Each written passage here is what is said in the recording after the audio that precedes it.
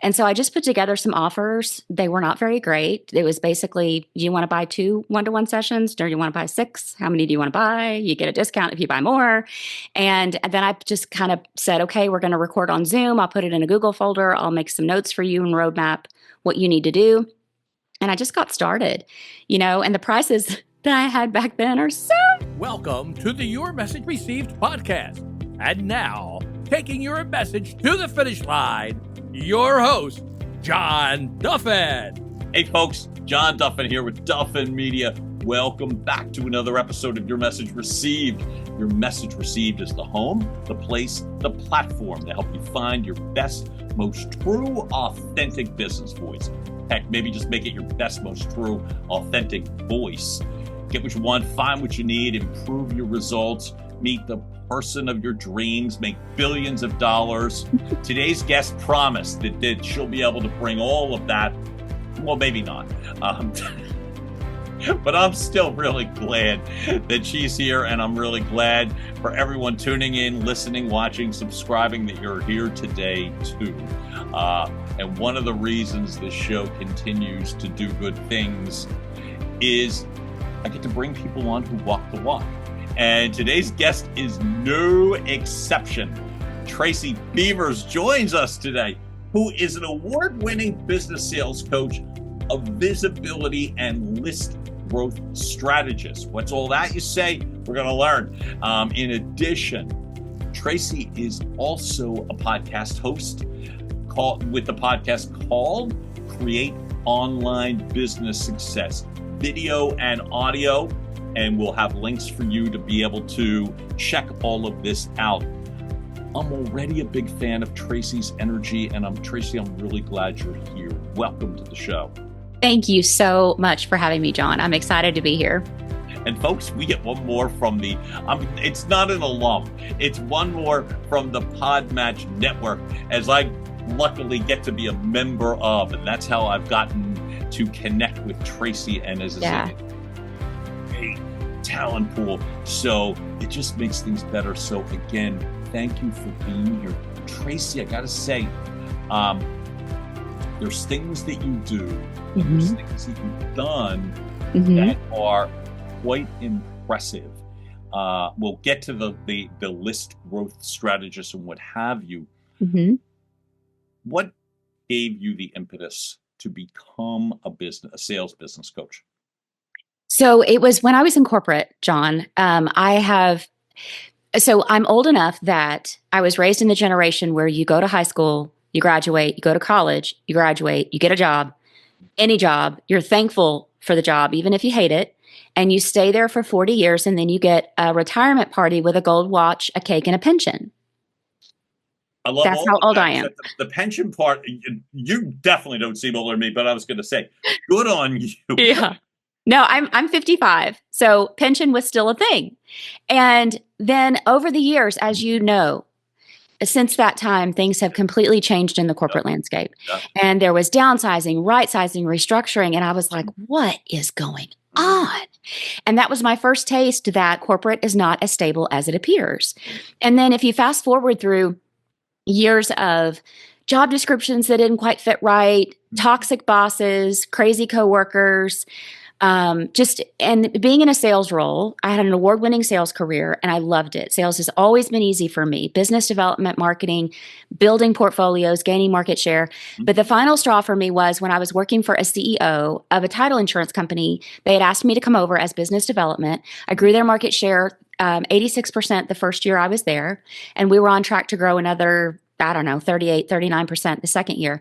He had the nerve to tell me that he didn't think I was going to be that successful and that he was paying me too much money and he was going to change the commission structure. And I was like, holy cow, you got to be kidding me. Like, I knew I didn't have control over my time because it's an 8 to 5, 1 hour lunch kind of job. Yep. But I thought, if I've got a commission structure, I can make as much money or as little money as I want. Well, no, apparently not. And so I had to really think about, I was like, well, I don't think I can stay here and work for him. And I don't know that I want to trust anybody else in the corporate world if this is just going to happen again. And then I thought, well, crap, my dad made entrepreneurship look terrible. He was an architect, self-employed. Mhm. And I know he was a workaholic. I know this. And I know how much his work brought him joy, but he worked all the time. And it looked like such a grind. And I was like, oh, I can't do that. Right. But I really just had to do some soul searching. And I was in a women's mastermind at the time. And some of the gals in the group knew me really well. They knew my track record. And they said, look, Tracy, what you don't realize is that sales does not come easy for everybody. Just because it's easy for you doesn't mean it's easy for everybody. And I was like, really? And they're like, you need to be a business and sales coach. Now, John, I'm in Arkansas and we're slow on the trend for most things. And so I looked at them and I said, that's a thing? And they're like, yes, it's a thing. Business and sales coaching is a thing. And so I just decided to start here locally, building alongside my corporate job. And then I got into the online space and I was able to leave corporate and here I am. I think that's amazing to me. So I want to go back to your dad for a moment in this regard. So like you said,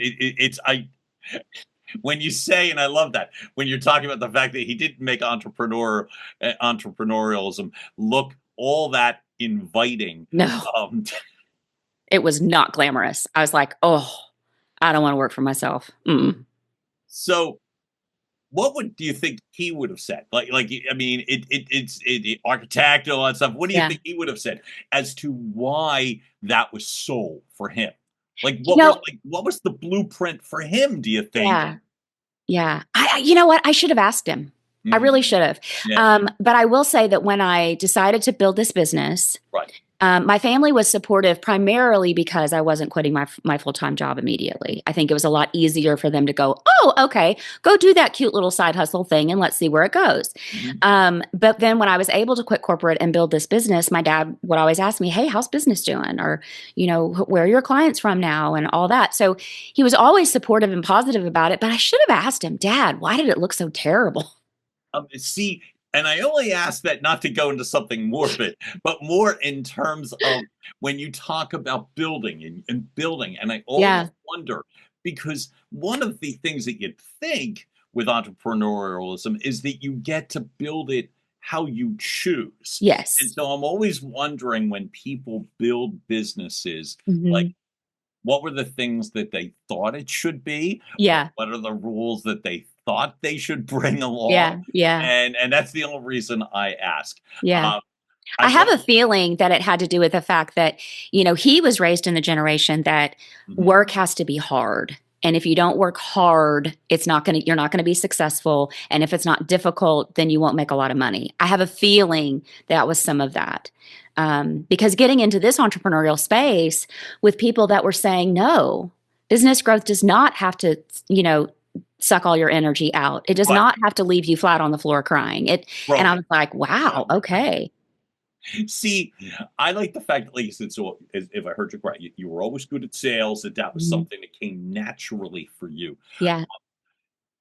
When that person said, like I've heard the term, like coming from a sales career too, in corporate, where that person had said to you at the title insurance company, we're just going to have to rework your structure. That, what's awful? That I've heard that before. Oh no. Others, I don't mean just, from your story, but I always wondered that why and how could somebody say that to a person and think that that was helpful in any way, or how entitled was it? I just heard it. I know what you chose to do. I get that. Yeah. But what did that feel like? Like what did that feel like when somebody actually said that to you? Yeah, I really just kind of sat there dumbfounded, like, what did I just hear? And then I think my second thought was, wow, you're an idiot. I mean, clearly you do not have to be smart to run a corporation. So, and then he showed me the new contract and I was like, oh, no. Because I had a background in contracts and he did not know that. And I read it and I was like, this is so ambiguous and there's no protection for me. And so my first thought was, you've got to be kidding me. And I think my second thought was, you're an idiot because I'm leaving. I mean, I can't work for somebody like that. So I'll ask you this because how long ago was that?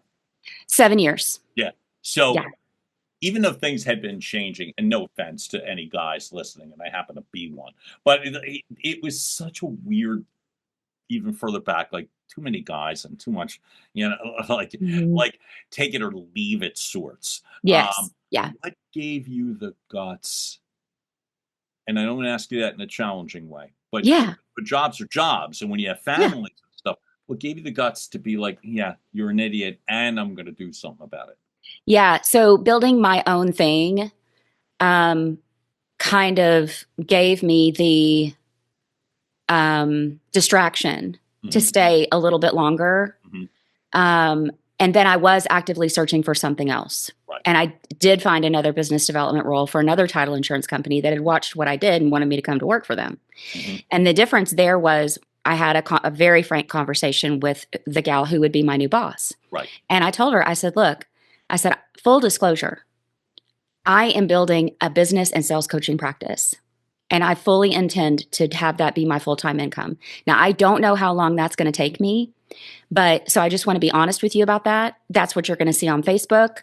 I will produce for you all day long. I will gain you market share. I will make sure your clients are happy, but I'm going to be doing this too. And she said, you know what?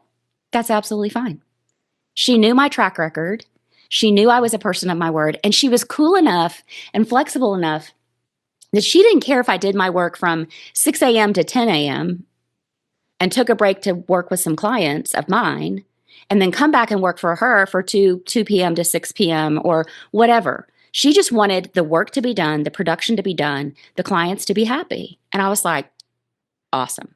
Mm. That's amazing. So I got lucky. I was very fortunate because not a lot of employers understand, Mhm. people, or they feel threatened by somebody that has a side hustle. I think there's a part that when we were speaking of your dad and that things look so hard, that I Hmm. think one of those things may be, I'm not speaking of your dad, but all I'm saying is that in terms of like that former sort of how work is supposed to be modeled, Hmm. which Yeah. is the sense of that if you're doing something else, you could be doing that for me and you're Hmm. choosing not to. Yeah. So that's a problem. Yeah. And Yeah. I came from television ad sales and did Hmm. that for close to 3 decades, and it was wonderful. It was wonderful. Yeah. But there were certain unwritten rules. And Hmm. one of those unwritten rules was, even though there was autonomy, Hmm. uh, there was that sense that we wanted you here first thing in the morning, Hmm. wanted you here late in the day. Hmm. You did it in the middle, was entirely up to you. Hmm. You know, as long as we knew that you were only working for us and us Hmm. alone. Yeah. Yeah. So that was their version of autonomy. Hmm. But we need you here at 8:30. We need you back in the office at 4:30 for that last Hmm. hour. And there were so many Mickey Mouse rules in that regard, right? Yeah. Oh, So I for love that sure. you got lucky because a lot of people don't. Exactly. Yep. Um, when you chose to start Hmm. the business, and I keep going back to the word build because I just think it's so important, systems and structures and those sorts of things. Yeah.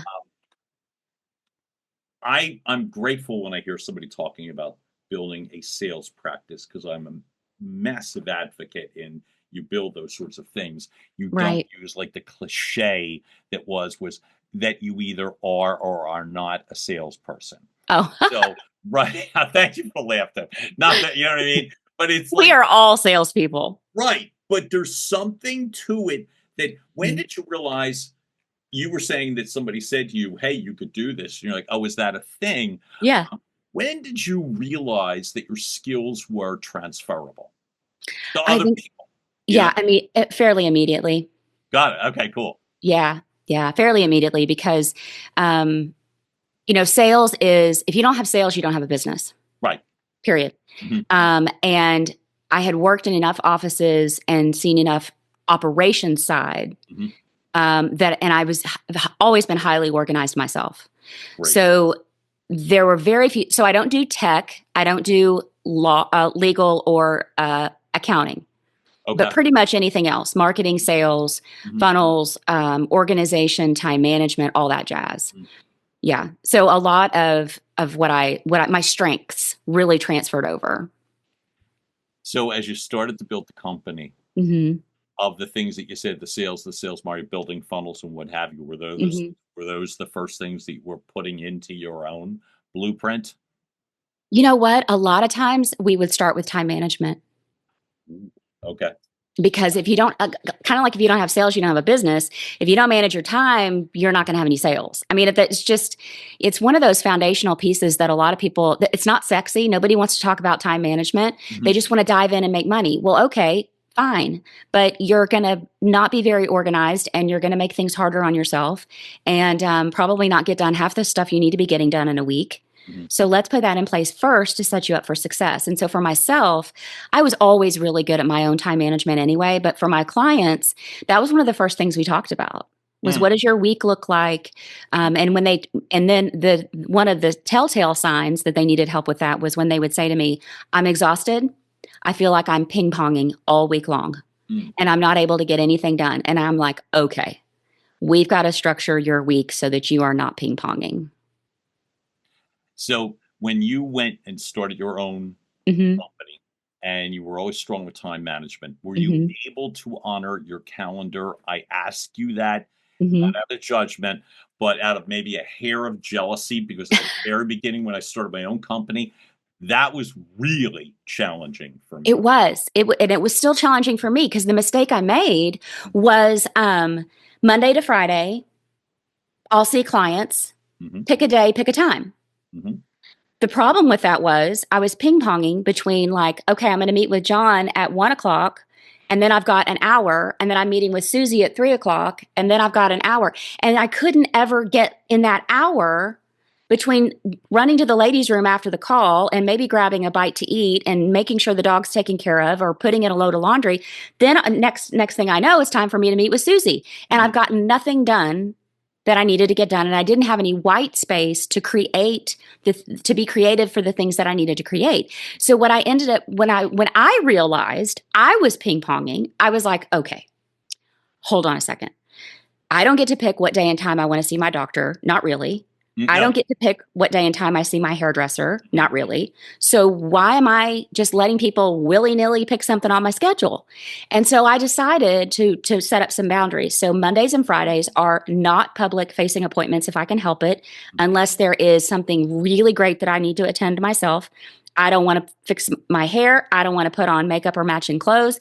And that gives me the white space to maybe do some personal stuff like go to the chiropractor, get my hair done or whatever, but then also creating the regular weekly content and for my podcast and stuff like that that I like to create. And so then I see clients on Tuesdays, Wednesdays from 11 a.m. to 3:30 because I don't want to talk to anybody after 3:30 or 4. And then Thursday afternoon if I have to. And so putting that structure in place and some bumpers around what was happening allowed me to be able to walk the dog every morning, which is what I wanted to do, which is why I started this business in the first place. It allowed me to have lunch with my husband when he came home for lunch every day. Again, why I started this thing in the first place, mhm, right? It allowed me to create the content and reach my audience and be on podcasts and speak on stages and all the things that I'd always wanted to do. mhm. I love that, not to mention the fact that I would imagine it would give you a hair more resilience as Yeah. opposed to it just being like a grind, as we Yes. talked about before. Just Right. a grind where you're Hmm. ping-ponging wherever, whatever, Yeah. with whatever you say. I gotta tell you, it's so refreshing because I think one of the greatest gifts early on, because it Hmm. wasn't the overabundance of truckloads of money coming into my business. Right. Right. That was not it. But Right. for me, I think one of the things that was gratifying was that sense of selection.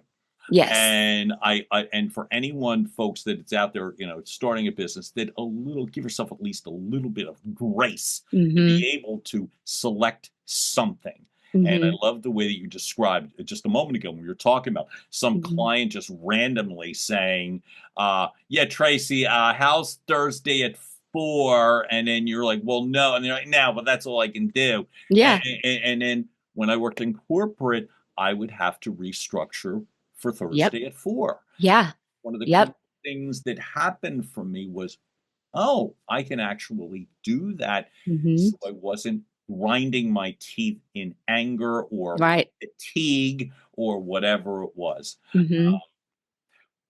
Yeah. How It gives you the freedom to say no.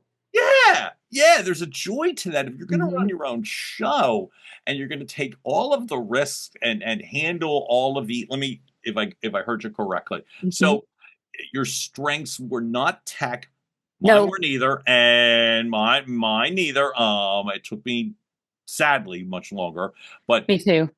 tech, legal, thank God. Like, right, it's I'm not going to become a lawyer on Right. top of it, but sales, the marketing, the funnels, and all that sort of thing. Mhm. You played your strengths. Yeah. Um, you said it was almost immediate when you realized that your skills were transferable. Mhm. What was it like the first elements of success that you were able to springboard? Awesome. How did it feel? How did it go? What was the response to your specific style? Yeah, so I just decided to work locally one-to-one with my warm market that knew me, they knew my track record, they knew they had watched me build businesses, they'd watched me turn businesses around, and so I just put together some offers. They were not very great. It was basically, "Do you wanna buy 2 one-to-one sessions? Do you wanna buy 6? How many do you wanna buy? You get a discount if you buy more," and then I just kind of said, "Okay, we're gonna record on Zoom, I'll put it in a Google folder, I'll make some notes for you and roadmap what you need to do." And I just got started, and the prices that I had back then are so much lower than the ones I'm Sure, charging now. sure. But I remember being so excited when somebody said yes to hiring me. And then I was like, and then they sent me the money, and I was like, oh, this is where the rubber meets. Okay. Okay. Mhm, And I would just be like, okay, God, bring me the words for John in this session because mhm, I'm a little nervous, but I'm not going to let on. mhm. But it was really gratifying to, so I'll never forget this. Yeah. I was visiting with a gal on an info call Okay. because she wanted to know about my services. Mhm. And it was one of those times, for some reason, my husband was home for lunch. He must have come home early or late or something. And I was on the Zoom with her and I had my headphones in, or no, did I have, any, doesn't matter. And he heard me. And I got off the Zoom call and he looked at me and he goes, "You're a business coach." And I was like, Uh, "Thanks." He goes, "You're really good at this." mm, And I was like, "Thanks." I mean, we're talking about a company man who loves his W-2 job, would sure, never want to right, work for himself. right. And, he really, I still don't think he knows completely what I do, which is absolutely fine. But for him to say that, it was really gratifying. I think it's really important because when you're setting up a business and a lot of it is solo, and Mhm. when you talk about Zoom and all that stuff or whatever your platform of choice happens to be, Mhm. and it's like and you're alone, Mhm. and that it's like the feedback often doesn't come No, not always. and it at all, let alone Mhm. good. So that you were lucky enough that someone heard you Mhm. and it was someone who mattered, right? It Yeah, wasn't some rando stranger, that's nice, but it was somebody right. who matters to you. So, Yeah. I love that. God, you're reminding me of something. This would probably file this under one of my poorer business decisions, but I will say this, which was I remember you talk about that excitement, of that sense of booking someone. I was leading my first group classes Mhm. and was doing a live. And I'm going to ask you about the live part. I love the way you speak about live sessions. So I was on a social media live thing and, Mhm. and, and all that sort of thing. And a colleague of mine, hey, Lisa Leonard, if you are anywhere within earshot, this is specifically about Lisa Leonard, who I love. I respect her a ton. And she was on that session. And Mhm. she afterwards, it's like, John, it was great. And I don't mean that for that, but I mean, Yeah. God, it was great. And I really got a lot of it. She goes, the only suggestion I may make is you may not need to sound as excited when someone said yes. So funny. Thank you so Right. much. They love me. They really love me. Right, It's like right, that right. line from The Jerk. "I'm Right, somebody right, now." right. Yeah. But you learn, and that's the sort of thing, and I love that. Ah, By the way, so as funny. I delve into certain things, I want to go back to just because I like the way it sounded when you Uh-huh. talk about the fact of the things that you chose to do, and when you were looking to grow your business, and Mhm. back then it's there's even more. avenues, social or whatever, that you can utilize. Hmm. You're a proponent of going with one vehicle in regards to social. And Yeah, again, from a guy who's real big with the shiny objects, here, we all are. what gave you the bandwidth to say, no, I'm just going to do Hmm. this? Yeah. So this was back when LinkedIn was a place that you went to get recruited or find a job. It was not the social media platform it is now. Right, Instagram, I didn't really know anything about it. I wasn't on it, didn't care about it. right. Facebook was my jam. I was there every day. I knew how to work it. I knew how it worked. Mhm. And the other thing is, since I was building alongside that corporate job, and at the time, our kids were high school and middle school, and I swear I feel like they played every sport that had a ball. I mean, we were busy. Did you have to And drive so, literally to every single one? oh my God, yes. Oh, Until I Emily don't have started. kids. I just didn't have a lot of friends who do. Well, And until Emily started driving, then she could drive herself. But then I've okay, still got Jack, and I've got to drive him unless she can't. And it's just this whole thing. right. And so, my time was limited. And so I said to myself, okay, I cannot be on all the platforms or I'm going to drive myself insane. Mhm. And it's a good thing that I came to that realization, because I like to give the analogy of soccer balls. So if you and I are on a football field, Right. and I've got one soccer ball in front of me, mine was Facebook, Mhm. and you've got 3 soccer balls in front of you, LinkedIn, Instagram, and Facebook. Mhm. And the object is to get down the field as fast as possible with whatever balls you have in front of you. Yeah, Which of one of us is going to win? I'm just picturing. Right. Oh, Like you're oh, right. Wait, your ball went over there. And meanwhile, I'm already down the field. yeah. And so whatever we focus on is going to grow. And if you're trying to do too many things at one time, you're not going to be good or effective on any of those things. You're going to completely dilute yourself and exhaust yourself. Mhm. So when my people are just starting out, Right. I am like, one platform. Mhm. Pick one. Threads, Snapchat, TikTok, LinkedIn, whatever it is. First of all, we've got to figure out where your ideal clients are. Mhm. Everybody's ideal clients are on Facebook, love it or not. Mhm. It is the number one platform. Mhm. I recommend Facebook. But if LinkedIn is their jam, all right, cool. Let's go all in on it. Mhm. Let's get you converting on it. And then when you have enough content, we can think about putting you over on the other platforms by repurposing the content you already have. Yes. Because you've already got so much of it. Mhm. Like, let's say you get 60 to 90 days in on focusing just on LinkedIn. Right. Cool. Okay. Go to week 1, Mhm. take that and throw it over on Facebook. The next week, throw it over on Instagram. Nobody they should not recognize that you repurposed it. If they do, that's crazy pants, and that's a conversation to have with that person. But nobody's going to notice that you're repurposing content, because there's this very small percentage of our audience that actually sees what we do on social, or Mhm. everything we do on social. So yeah, go all in on one, Mhm. get it to work for you, get it converting, get your list growing, get your DM conversations happening, and then think about going somewhere else. What would you suggest right now? And not which one, you've already Mhm. addressed that. Thank you. But Yeah. I was going to say, in terms of what you were saying, or that sort of Mhm. thing, when you're working with somebody who's new, uh, Mhm. and it's like, okay, we've zeroed in on your platform, which Mhm. whatever it is, right? Right. What do you suggest in terms of things that would help in regards to identifying or ways that could differentiate someone? I mean, every client's Yeah. different, but is there any sort of trends and or patterns that you work with in terms of the way that somebody messages, suggestions?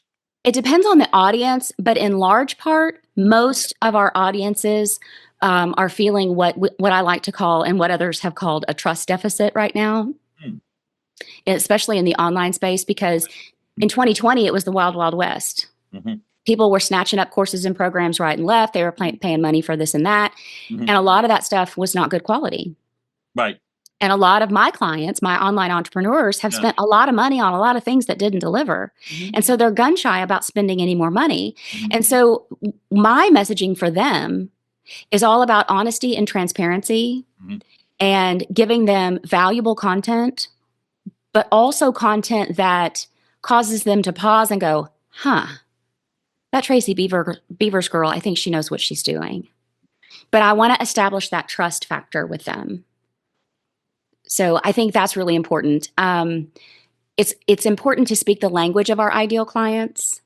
The words that they use, the emotions Right. that they use. Okay. I'm trying to think of an example. Mhm. One of my clients helps caregivers that are caring for a loved one with Parkinson's. Okay.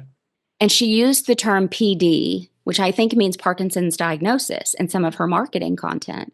And I asked her, I said, if I had somebody in my life that had a Parkinson's diagnosis, would I see PD and know exactly what that meant? Because I didn't know what it meant when I Right. read it. Right. And she said, that's a great question. She goes, I'm not sure. And I Oh, said, okay, we cannot be vague. We cannot use lingo. We've got to be no. very clear, very, very clear, not clever, clear. Mhm. And so she changed it all to Parkinson's diagnosis and it started to converting better because people could see themselves in it. I love that, and I love the specificity that you bring up too. That to me, that I remember one of the things that I was coached to do repeatedly was be more specific, more specific, more Yeah. specific. Um, Yep. and I think one of the things that time experience coaching, right? Mm-hmm. That it is. I was afraid that Mm-hmm. I was going to be missing out on business if I Yes. didn't have this massive net of that I needed to get everybody Yep. and make you all my friends. Right. Right. And then it was like, no, narrow it down, narrow it down, narrow it Yep. down, narrow it Yep. down. You talk about it literally, it's one of my favorite parts where you talk about in terms of from one of your recent videos on YouTube, and Mm-hmm. you use the expression bless and release. And I find that for me, that's the sense that that's a gutsy thing to do. But Mm-hmm. from a as a success in business, Mm-hmm. what did you mean? So I think that particular video was talking about possibly the ebb and flow of list growth. Mhm. People, I have students that will message me and say, oh, actually, I had this happen this week in the alumni mastermind group. One of the gals said, okay, I have these people on my list. They're not opening anything. Why do I want to have them on my list? And I said, that's a great question. Did they unsubscribe? She said, no. I said, okay, so they subscribed, they opted in, but they're just not really engaging. She's like, right. And I said, okay, we're going to leave them on there because cold people will get warmed up and they might engage. And we can think of fun ways to rewrite a subject line to maybe get them to open. On the other hand, I had another gal go, I had, 15 people unsubscribe. And I was like, and she was hurt because she had a Sure. small list. If you've got 75 people on your list and 15 people unsubscribe, that hurts. That's like, Yeah. God dang it. Yeah. But I told her, I said, we just have to bless and release. We just have to say, okay, those are not our people. They're not the right fit. And we want to repel as much as we attract. And that doesn't mean that they won't come back. Mhm. There could be any number of reasons why people do what they do, why they ghost us in the DMs, why they don't reply to our emails, why they unsubscribe, why they don't buy. And 9 times out of 10, their reasons have nothing to do with us. Mhm. They have everything to do with them and whatever's going on in their life. And so the same thing that goes with clients that, let's say you worked together with a one-to-one client for 6 months and then all of a sudden they don't want to renew.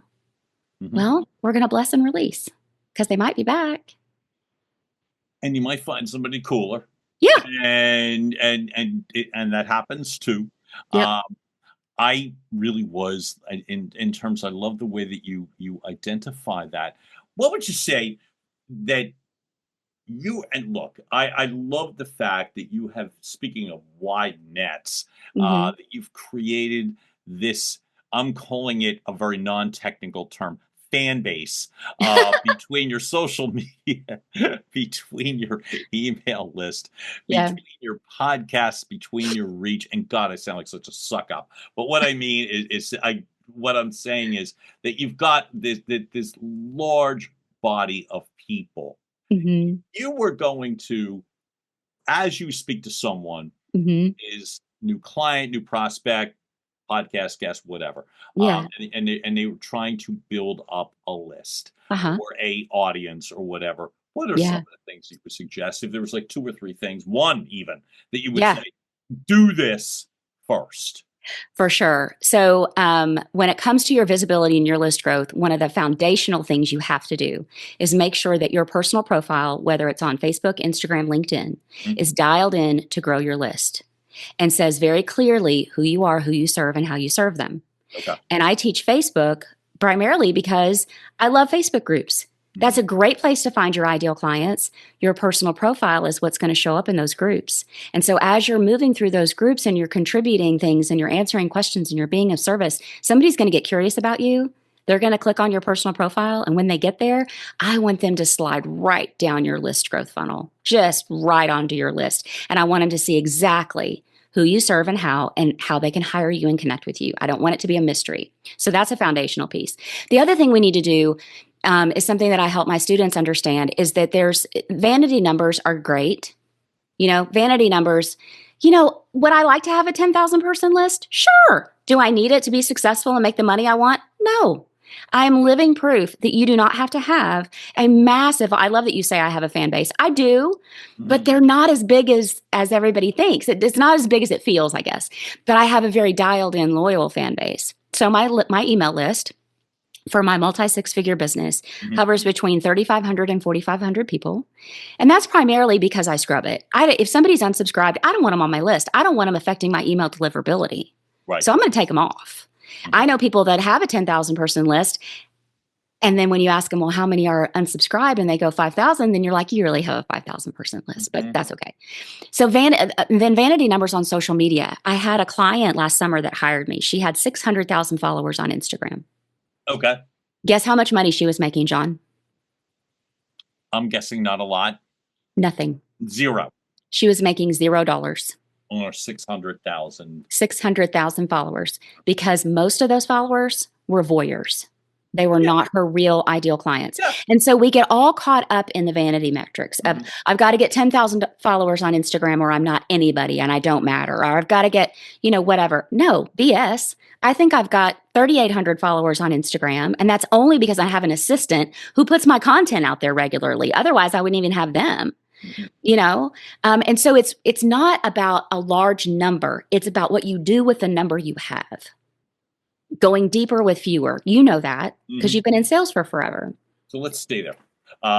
In terms of, so knowing full well that it can be a manageable amount. And I think that's the operative word is it has to be a manageable amount. Yeah. Because otherwise it's a time drain or time suck. Yeah. Or it's just an inflated number that doesn't mean anything. No. So then you beat yourself up as to why am I not closing more with my 600,000 or whatever, So what are you doing to make those people viable? And by the way, I still think those numbers are impressive. Thank you. So it's like, for your email list or those, what are you doing to make them? I scrub them. What are you doing to make sure that they're growing? Yeah. So I have over 10 strategies I teach for organic list growth that have nothing to do with paid ads or more lead magnets. Right. And when we layer them in the proper order, your list growth starts to happen automatically in the background of your business. So that's the first thing I do is I focus on my strategies. And then the next thing I do is I work on cultivating actual relationships and connections with my ideal audience. So I have a free Facebook group. We have over 3,800 online entrepreneurs. It's an amazing supportive community. People can promote their stuff anytime. They're encouraged to ask for help. And when somebody joins my free group, my group is set up for list growth. The membership entry questions are set up to grow my list. But then also, I get in the DMs and I say, hey, John, welcome to the Be a Confident Entrepreneur group. I'm so glad you're here. And we have a conversation. And I'm uncovering the needs that you have. It's sales 101. Sure. I'm like, what's going on in your business? What do you have going on deck for the next 3 to 6 months? Oh my gosh, that sounds so exciting. How'd you grow your podcast? How's it doing? Da, da, da, da, da. What can I help you with? And if I uncover a need that I can fill, it might not lead to income right away, but you're going to remember me and you're going to appreciate that relationship and I'm going to know you better. And that's going to lead to sales in the long term. I also love to see every week, how many people can I get to reply to me in the inbox? So I'm really trying to get creative in my emails to get people to reply back because that's really fun. Not only does that help your email deliverability and keep you out of the spam folder, but it also is another way to open up a conversation with somebody that's on your list. So like the first email I sent of 2025, I have a free lead magnet that helps you. It's a less than 1 minute exercise that helps you rewire your brain for success when you're talking crap to yourself. And so I said to myself, I'm going to see how this works. So in the PS, I said something like, did you spend most of 2024 talking crap to yourself like everybody else did? If you did, I have a less than 1 minute exercise that's going to help you set up yourself up for success in 2025. Reply back the word rewire and I'll send it to you. And I had like 25 people reply back. And I'm like, this is amazing. I mean, I was so excited. It was so fun and allowed me to go, hey, John, I'm so glad you wanted this. Here's your free thing. By the way, what do you have going on Q1? What you got going on? And we would have a conversation. Maybe you might mention something about, oh, one of my kids is getting ready to graduate in the spring. We're so excited. Da da da. I mean, just building relationships. You know this because you were a salesperson. Sure. That's the key to it. So those are just some of the things that I try to do. I love the fun of it. I love the ingenuity of it as well. And I also love the fact that, like, as you're talking about that sense of when you turn things into a game, it doesn't minimize the effectiveness. It simply makes it more fun. Yeah. And sometimes in the drudgery of building lists and organic growth, you said something that is tough to hear and very real, that you talk about organic growth is slow growth. Yeah, it is. So if you're one of these people, and I've gone through that, where it's like, oh, only 19 people, right? Whatever, right? Yes. And so I love the fact these are reminders. So when you can turn it more fun, simply more fun. How many people are going to respond to rewire? You know what I mean? It's like, let's see how it goes. And I see the smile on your face. It's like, that's what keeps people in the game, not just garnering more clients, more relationships, but the people that are doing it. You know what I mean? That it's like, these do not need to all be scientific experiments, or overthinking things. One of the things I'm realizing that as I get to continue to speak with you is that for someone who has a lot of technical prowess, even though you say you're not great with tech, but technical prowess you have, the foundations and all that sort of thing, that you tend to have a strong element of fun in this. Weird question, but I'll ask it, which is, have you ever gotten brushback simply because it seemed more fun, or there should be more depth or whatever? I think I go back to the one that said you're too successful, or some, sort of stupid comments. Have you ever gotten pushed like that before? I'm sure there are people that I am not everybody's cup of tea. I am goofy. I make up words. I talk with my hands. I talk saw fast. You say that in terms of I make up words. I do. And I lose my place in my notes. I mean, like I went live once. I gave the whole 15-minute training. I didn't even have my microphone on. It was my brand new microphone. I forgot to turn it on. Or I go live and my dog decides he's got to go outside and he's going to lose his mind if he doesn't go and I literally went, hold on, I'll be right back. I got to go let the dog out. And on the way to let the dog out, I'm literally thinking to myself, I've lost all credibility. These people are going to think I'm an idiot. Who is going to hire me? They can't take me seriously. Guess what happened? They loved it. Right. They loved it. And I do hear more often than not, thank you for being so real. Thank you for being so honest. Thank you for not being perfect. And so I don't get a lot of people being critical of me. And when they are, I'm just like, you're not my person. It's fine. Because I've tried to be when I first started going live, I was so boring. Oh my God. I was trying to be like, I guess I thought I was reading the evening news. I don't know what I thought I was doing. And it took me a few months to loosen up. And one day I remember, I don't remember why just felt so good and was talking with my hands a lot and free spirit, And I get off that live and my friends are texting me and they're going, that's what we've been waiting for. Do that. And I'm like, oh, okay. I don't have to be perfect. I think it's so important. Like, I remember I had a boss in one of my corporate jobs. I didn't get a promotion that I was really wanted. Yeah. And I was same. I was really agitated. Mm-hmm. And why didn't I? And the answer that person gave was, well, you showed too much emotion, which then in Oh, turn made me furious.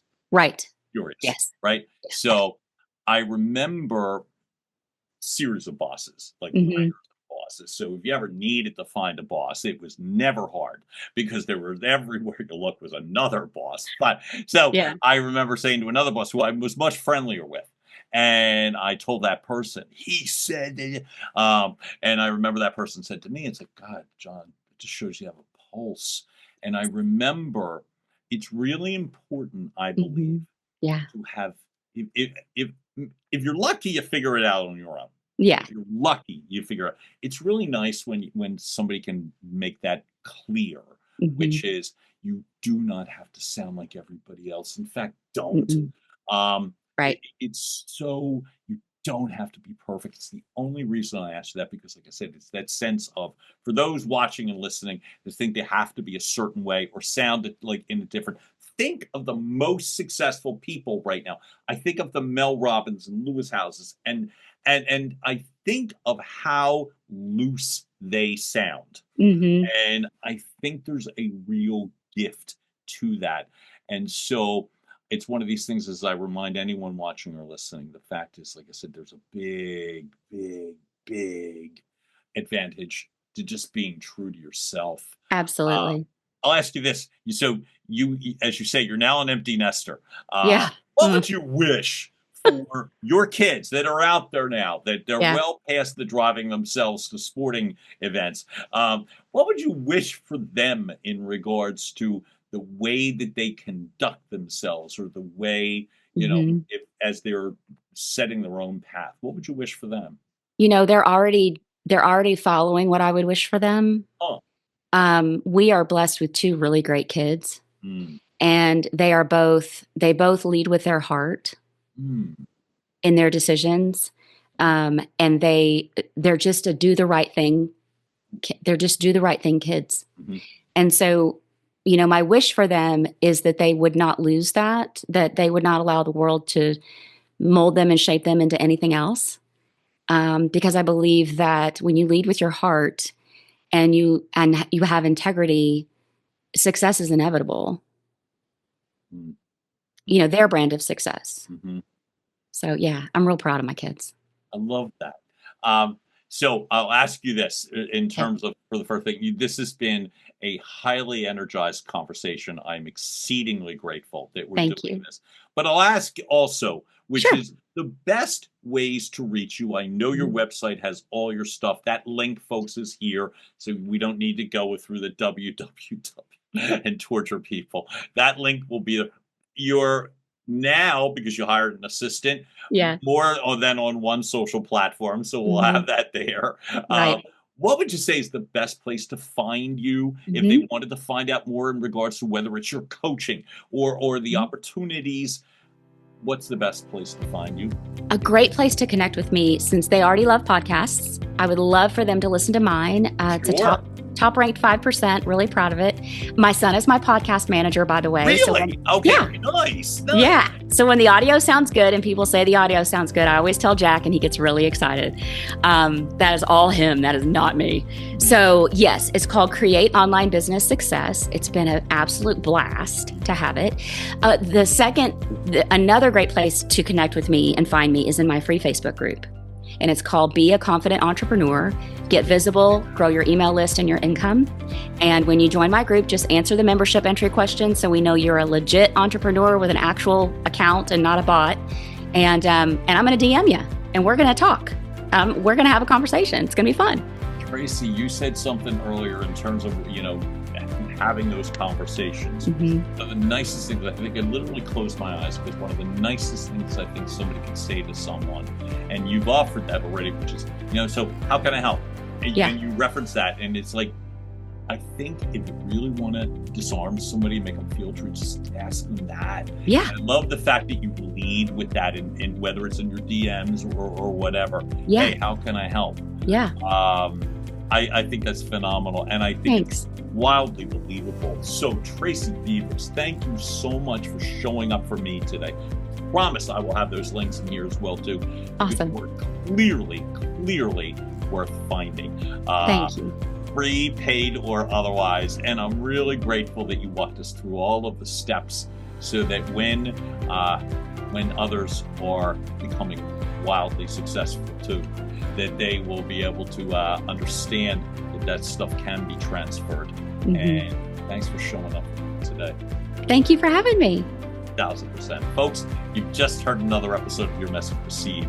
Keep watching, liking, sharing, hanging out with us. We'll keep driving the content right through your front door. John Duffin here with Duffin Media. Thanks again for showing up, and have a great rest of the day all. Bye.